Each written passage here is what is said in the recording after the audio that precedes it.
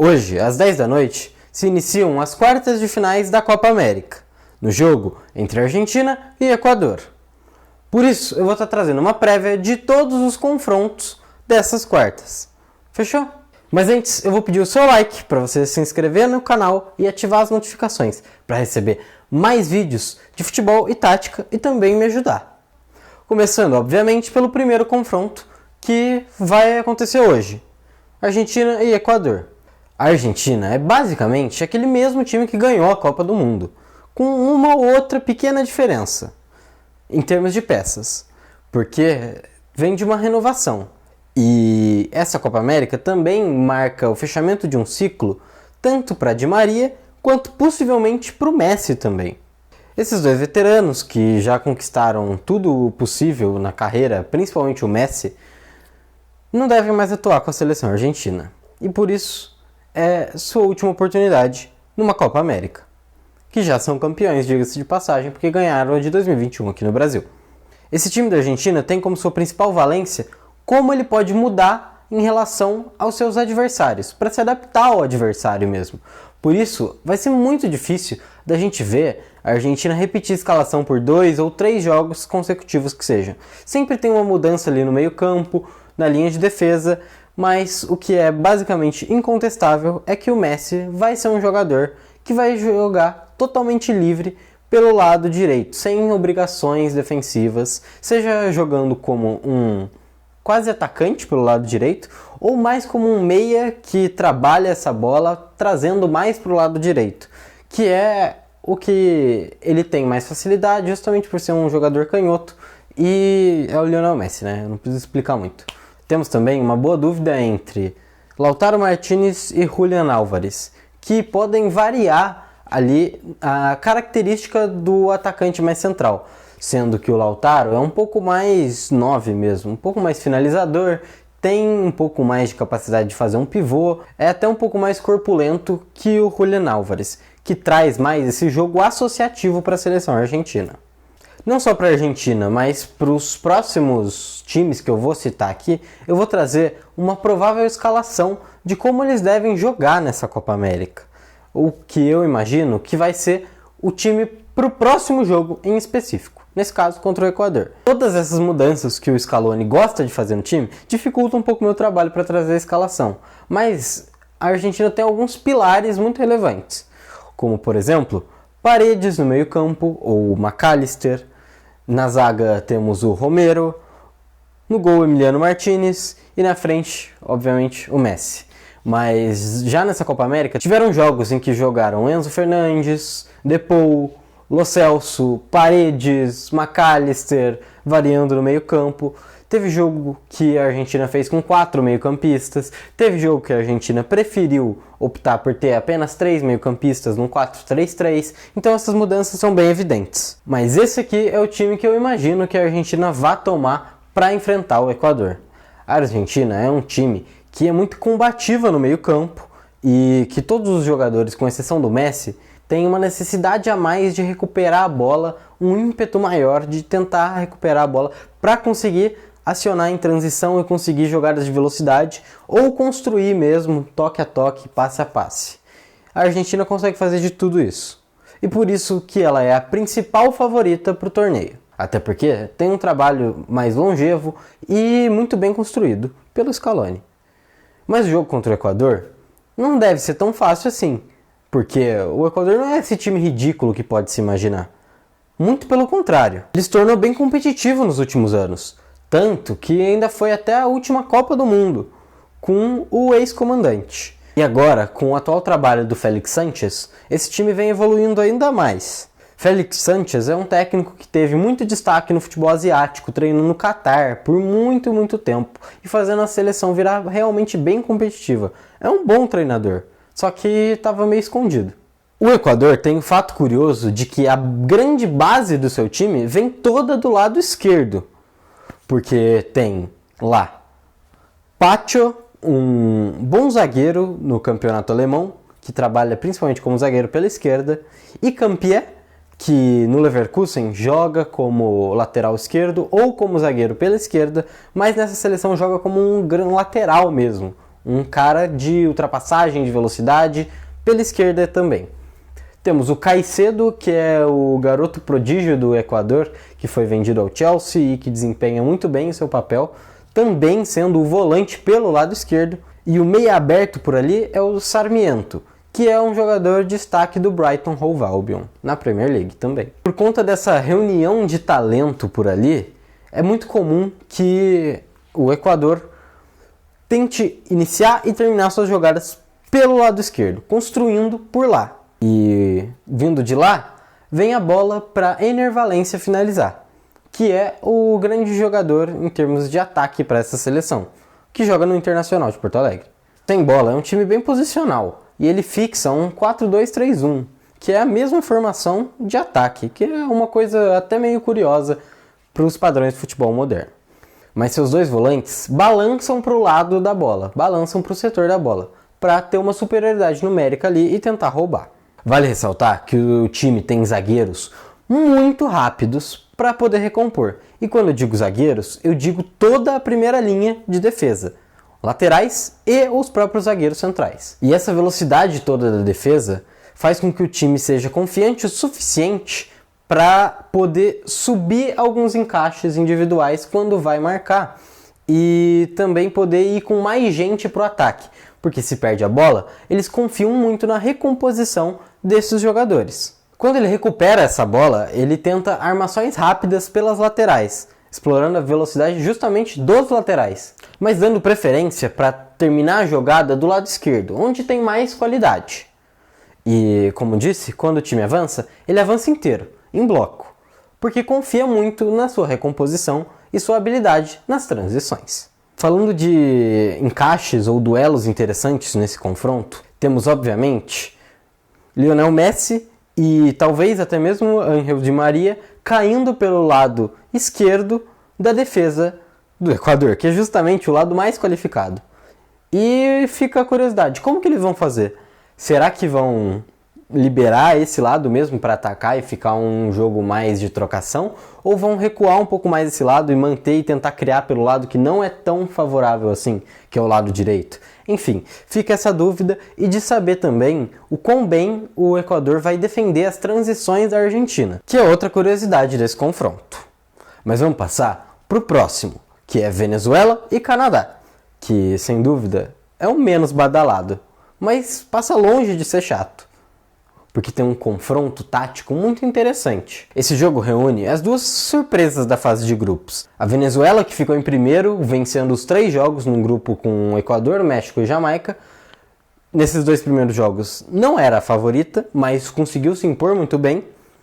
E também temos o Canadá, que conseguiu se classificar no grupo da Argentina, mesmo tendo Chile e Peru pela frente. Vamos falar um pouquinho da Venezuela. Como eu já destaquei a campanha na fase de grupos, o foco agora vai ser o time e o funcionamento em si. Os venezuelanos não contam com muitos grandes talentos individuais no seu elenco. Os principais deles são Yangel Herrera, que foi um meio-campista bem completo e muito regular mesmo na campanha do Girona, para ser a surpresa dessa La Liga.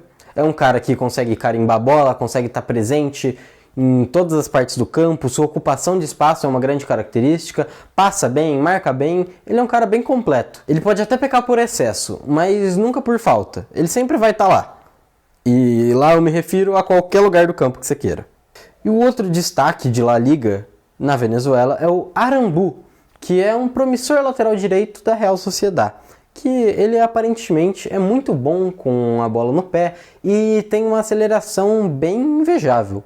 Só que ainda é muito novo e tem alguns fundamentos que ele peca um pouco. Mas ele é um cara muito promissor e que a Venezuela tem muita esperança para conseguir puxar ataques e corridas ofensivas com base nele. A gente tem também vários jogadores conhecidos do público brasileiro, como o Savarino do Botafogo, o Jefferson Soteldo, que está no Grêmio, o Ferrarese, que é zagueiro do São Paulo, e até mesmo o Tomás Rincón, que é volante do Santos. O técnico Leandro Cufré costuma armar seu time em 2 possibilidades, um 4-4-2 ou um 4-2-3-1, e isso vai mudar de acordo com o adversário. Mas a ideia do time, independente do esquema, é a mesma: acelerar pelas laterais e fazer o adversário correr. Basicamente isso. Com seus meias abertos e também seus próprios laterais, fazendo essa dobradinha na subida para o ataque. Com tanta velocidade, eles aproveitam de inversões de jogo para pegar os jogadores em condição de 1 contra 1 ou de cruzamentos rasteiros para a entrada da área ou até mesmo para a referência do time. Então, a bola aérea para esse time é muito importante, tanto em termos de lançamentos e cruzamentos, quanto em termos de tentar um cabeceio, por exemplo, na área. Quando essa bola é cruzada para trás, o jogador que chega para finalizar normalmente quando no 4-4-2, o atacante pelo lado oposto do ponta que cruzou, e no 4-2-3-1, o meia central, porque o atacante empurra a linha de defesa para trás. Essa que é a principal ideia do 9 da seleção venezuelana. Em termos defensivos, a Venezuela não tenta fazer qualquer tipo de pressão. Ela primeiro se coloca na defesa, se arruma muito bem, se organiza defensivamente para então tentar roubar uma bola ou outra para acionar essa velocidade num contra-ataque. Bora pro Canadá. E o funcionamento do Canadá é bem interessante, justamente pela escolha de onde posicionar o Alphonso Davies. Eles fazem uma pergunta para saber como o time vai funcionar. O Davies pode causar mais problema para o lateral adversário e para a linha de defesa adversária do que o ponta do adversário pode causar à nossa linha? Se sim, o Davies vai se posicionar como um ponta, um jogador bem aberto, extremo ofensivo. Enquanto, caso a resposta seja não, caso o time adversário tenha um jogador muito acima da média ou um jogador muito veloz por aquele setor, o Davies se torna um lateral. O que é bem interessante, porque isso muda o funcionamento do time, já que é o principal jogador. O outro grande destaque do time do Jesse Marsch é o Jonathan David, que é um atacante de ofício no Lille. Só que na seleção do Canadá, até mais para participar mais do jogo, ele joga como um segundo atacante, atrás de um 9, para poder infiltrar em espaços que esse 9 deixe ou receber bolas num entrelinhas. Isso é muito importante para esse time. A tônica ofensiva do Canadá é acelerar a todo momento.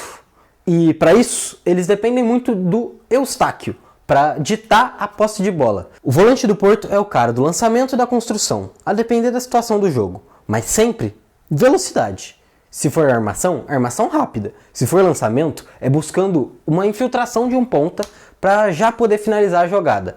O Canadá é um time muito frenético. Isso quando a gente fala só do ataque, porque na defesa eles são lentos. Eles recompõem e também se colocam em posição para poder, aí sim, tentar recuperar a bola. Às vezes com uma linha de 4 ou às vezes com uma linha até de 5 com um dos meio-campistas retornando para essa primeira linha. Desse modo, assim que recuperam, tentam acelerar ao máximo, buscando, obviamente, a referência que é o Alphonso Davies. Então, num jogo como esse, vai ser interessante saber quem será que vai ter a posse de bola? Quem que vai tentar construir realmente o jogo? E outra coisa que vai ser curiosa é saber se o Marsch reconhece o Soteldo como uma ameaça grande o suficiente para ter que recuar o Alphonso Davies ou não e vai para um jogo mais de trocação. Bora agora de Brasil e Uruguai. Esse é sem dúvida o jogo mais atrativo dessas quartas de final da Copa América. E faz por onde? Porque tanto o Brasil quanto o Uruguai possuem grandes estrelas individuais que vão estar em campo, provavelmente. Além disso, também são dois times que trocaram de técnico muito recentemente. O Bielsa só tem 15 jogos à frente da seleção uruguaia e o Dorival, pelo lado do Brasil, tem 7. Lembrando que nesses 15 jogos do Bielsa tem as 2 vitórias contra Brasil e Argentina, em jogos em que o time se portou de uma forma muito boa e foi, dentro da sua proposta, dominante. Para falar do Brasil, acho que vai ser o time mais fácil de apresentar, afinal todos nós aqui conhecemos muito bem o Brasil, ou pelo menos minimamente sabemos quem são os jogadores, os principais nomes, mas também pode ser o time mais difícil de tentar encontrar qual que vai ser a composição tática. Como que o Brasil vai se portar exatamente contra esse Uruguai? E qual que vai ser a escalação em si? Os pilares do Brasil, num caso comum, são claros. É o Vinícius, é o Rodrigo e o Paquetá. São esses. O Dorival preza muito por manter os jogadores livres para se associarem e se movimentarem no campo ofensivo.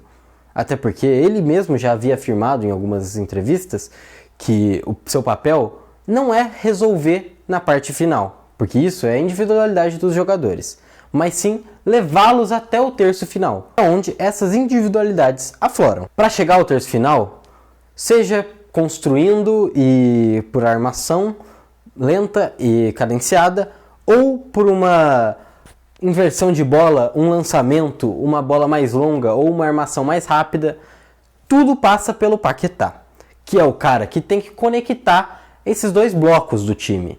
Ele que faz a ligação para o ataque, ele que aciona os pontas. Quando já no campo ofensivo, ele que participa de tabelas e cria espaços. Ele é a alma da criação desse time. No momento mais defensivo, o Brasil tenta sufocar o adversário diminuindo os espaços para já tentar recuperar a posse de bola. Quando não consegue, não tem medo de matar a jogada perigosa. Não mesmo. E quando eu falo assim, é com falta mesmo.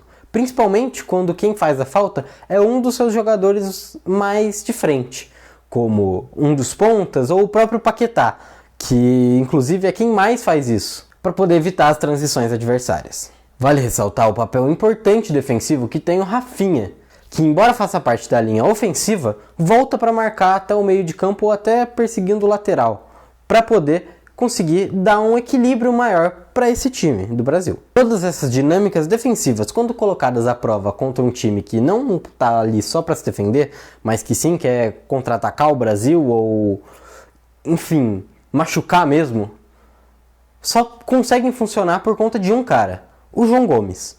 Todas essas dinâmicas defensivas passam por ele, pela sua capacidade impressionante de ocupação de espaço e saltar pressão, e também o fôlego que é, assim, quase desumano. Mas para falar especificamente desse confronto, o Dorival tem um grande problema para escalar o time, que é a suspensão do Vinícius Júnior pelo cartão que recebeu na cotovelada acidental que deu no jogador da Colômbia. Algumas diferentes opções. A primeira delas é trazer o Rodrigo pela esquerda e botar o Endrick de atacante central. Outra possibilidade é trazer o Savinho para o time, que se destacou muito entrando contra a Costa Rica e recebeu uma oportunidade contra o Paraguai. Então, se ele já vinha se destacando, ele pode ser uma possibilidade. E a última dessas chances é o Martinelli, que é o reserva imediato do Rodrigo na teoria, que só entraria no lugar dele e manteria o funcionamento desse time. Como a gente já conhece muito o Brasil, bora falar um pouco de Uruguai aqui. O time do Uruguai reúne suas maiores qualidades no setor do meio campo. Tem o Valverde do Real Madrid, o Ugarte do PSG, o De La Cruz e o Arrascaeta no Flamengo, o Bentancur no Tottenham e alguns outros destaques nesse meio campo, que é tão qualificado. O Uruguai do El Loco Bielsa se adapta, não se importa se vai ter a bola ou não. Ele sabe lidar com as duas situações de jogo, sem nenhum problema. Isso acontece porque, com a exceção feita ao Arrascaeta, todos esses meio-campistas, além de qualidade técnica individual, também são grandes ocupadores de espaço. Eles são bons marcadores e isso possibilita o Uruguai fazer o que ele precisar no jogo. Seja uma postura mais recuada e tentando recuperar a bola ou uma postura mais dominante construindo. São esses meio-campistas que decidem a tônica do jogo. E assim que recuperam a bola, podem decidir se vão tentar um lançamento e uma escapada em velocidade ou uma construção mais lenta e cadenciada do jogo. Óbvio, a depender da circunstância e que o adversário vai te proporcionar. Quando falamos da construção ofensiva e da criação de oportunidades, existem duas possibilidades. E a diferença entre elas é bem nítida. E passa pela resposta de uma pergunta. O Arrascaeta está em campo? Se sim, o Uruguai ganha um passador de muita qualidade, o que faz dele um time muito criativo e de qualidade para achar soluções contra defesas muito bem montadas e muito bem postadas, achar espaço onde aparentemente não tinha. Caso ele não esteja em campo, quem se torna o principal incumbido pela armação é o De La Cruz, seu companheiro de equipe tanto no Uruguai quanto no Flamengo. E o De La Cruz, quando se trata de um lançamento ou de uma construção de uma escapada em velocidade, trabalha muito bem por ali e consegue emular o Arrascaeta. Não existe muita diferença entre eles. Mas quando se trata de um jogo em que o Uruguai tem que construir contra uma defesa mais fechada, a diferença fica nítida. Para a gente falar do funcionamento defensivo do Uruguai, essa mesma pergunta é extremamente importante. Se o Arrascaeta estiver em campo ou não, a dinâmica muda.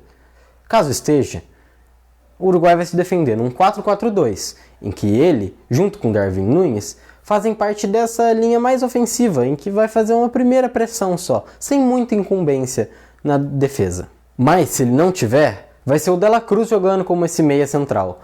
E nisso, o Uruguai pode fazer uma segunda linha de 5, para evitar ainda mais os ataques adversários e conseguir uma recuperação num 4-5-1. Para a escalação contra o Brasil, a tendência era optar por o De La Cruz ser esse meia central. Até porque, nos jogos mais difíceis do Uruguai, em que a tendência era que ele não tivesse a posse, o De La Cruz foi escolhido por ali, inclusive nas vitórias contra Argentina e Brasil, quando o Uruguai não teve a bola em nenhum dos jogos e dominou amplamente ambas as seleções, por meio da sua boa defesa e da forma que ele conseguia escapar em contra-ataques. Só que dessa vez tem uma particularidade bem relevante. Maximiliano Araújo, que é o meio-campista pela esquerda do Uruguai, se lesionou na última partida e não vai jogar contra o Brasil. E quando jogam De La Cruz e Arrascaeta, os dois no time de titulares, o De La Cruz é quem faz essa função por muitas vezes. Portanto, essa lesão torna ainda mais possível que ambos estejam no 11 inicial, mesmo sendo um jogo que a tendência é que o Uruguai não domine tanto a posse. Já que o Bielsa também não vai poder estar à beira do campo. Então, a orientação dos jogadores numa mudança um pouco mais drástica de funcionamento vai ser bem dificultada. Por isso, ele pode apelar para uma estratégia que ele já usou por várias vezes. Mas caso ele opte pela entrada do reserva imediato, vem Christian Oliveira, que, sinceramente, é bem abaixo do restante do time. Então, ia ter uma brecha técnica ali por aquele setor. Além dessa dúvida no meio-campo, pela esquerda, ou central, enfim, que seja, existe também a grande possibilidade do Nahitan Nández jogar como um lateral direito pelo Uruguai. Mesmo sendo mais um meia de origem e não tão rápido e até um pouco mais corpulento do que se espera para um lateral. Isso tudo para dar mais controle da posse para o time do Uruguai e tentar manter um pouco mais a bola, se for assim. Até porque, sem o Vinícius pelo lado esquerdo, pelo lado do Brasil, o lateral direito do Uruguai não vai ser tão exigido assim em termos de arrancadas e velocidade. E como o Nández é um bom marcador, fica viável colocá-lo por ali. E mesmo que ele perca na velocidade, é possível que Ronald Araújo faça essas coberturas pelo lado direito, coisa que ele cansou de fazer no Barcelona e faz muito bem, aliás. Então o grande duelo do jogo vai ser: quem que vai ter a bola? O Brasil, que tem mais qualidade técnica, ou o Uruguai, que vai reunir muitos jogadores de característica de manutenção de bola e controle? Essa é a principal questão. Outra questão relevante é se o Nández vai realmente conseguir ser capaz de fazer essa lateral direita e se ele vai sofrer ou não para o ponta que tiver escalado do Brasil pelo setor dele. E sem dúvidas é o jogo mais interessante até aqui. Mas a gente ainda tem outro jogo bem legal: Colômbia e Panamá, que, embora na minha opinião seja o que tem a maior discrepância técnica, vai ser um jogo bem legal para ver a Colômbia jogar. A Colômbia está a 26 jogos sem perder. Desses 26, 23 marcando gols. E tem vitórias contra Alemanha, Espanha e Brasil. Já o Panamá, ele é bem pobre em termos de ideia e de peças individuais. Já falando do Panamá, o time de Christiansen tem como ideia impedir totalmente o jogo do adversário. Assim, ele monta uma primeira linha com 5 jogadores, bem baixa, em bloco bem baixo, muito compacto. Uma segunda linha com 4 jogadores, que pode se tornar até uma segunda linha com 5, caso o centroavante Guerreiro retorne para a marcação, num 5-5-0 em muitos casos. Para o ataque, o Panamá tem a expectativa de tentar achar uma bola que consiga alcançar o pivô do Guerreiro, que ele consiga segurar e manter a bola o tempo suficiente para os meias abertos passarem e então fazer um lançamento para ir tentar alguma coisa. Ou talvez na bola parada, em que o time é relativamente bom. E agora chega na Colômbia, há 26 jogos invicta. O time, sensação, até aqui. Antes do jogo contra o Brasil, essa equipe do Néstor Lorenzo tinha 10 vitórias seguidas. É bem relevante. E na grande parte desses jogos em que se manteve invicta, foi dominante, mostrando muito mérito do treinador. A Colômbia é uma equipe com muitos conhecidos do torcedor brasileiro. Tem o Borré do Inter, temos Richard Rios e John Arias do Palmeiras e Fluminense, respectivamente. A gente também tem o Rames Rodrigues, que joga no São Paulo, quer dizer, ele é do São Paulo. E o Santiago Arias, que atua pelo Bahia. Possui também vários destaques na Europa. Na Premier League tem o craque Luiz Dias, mas não passa só por ele. Tem também outros jogadores. O Néstor Lorenzo é um técnico argentino que gosta muito de adaptar o seu time ao adversário. Por isso não é tão fácil prever a escalação da Colômbia em termos de posicionamento.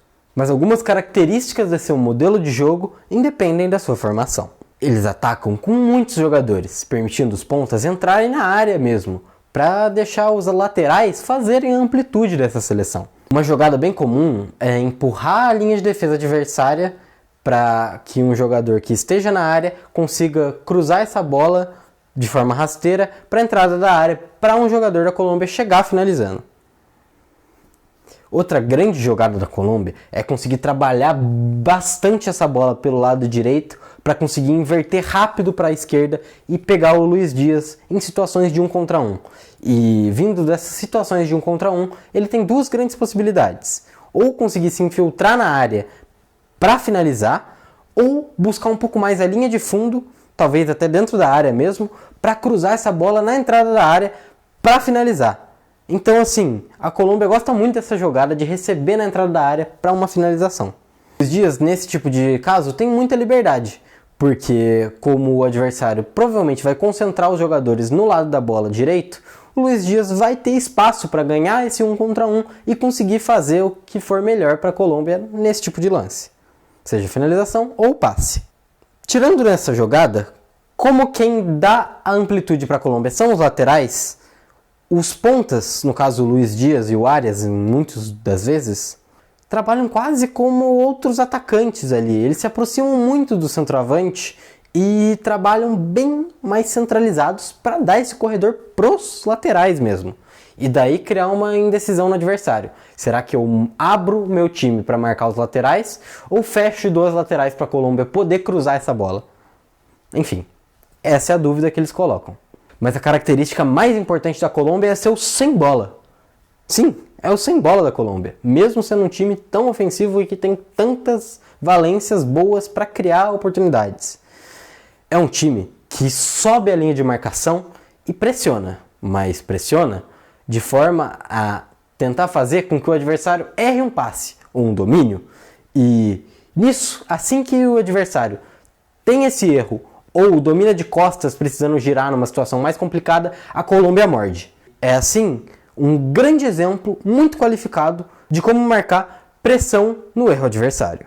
É o que a Colômbia mais faz e é o que fez a Colômbia chegar nesse nível coletivo que tem hoje. Enfim, essa é a previsão dos jogos da Copa América, o que eu imagino de cada um deles. Espero que vocês tenham gostado. Comenta aqui o que vocês acham sobre as seleções, quem vai ser o campeão, quem vai ser a surpresa, o jogador de destaque, algum funcionamento que você acha interessante. Enfim, eu quero ver a opinião de vocês nos comentários e nos vemos no próximo vídeo.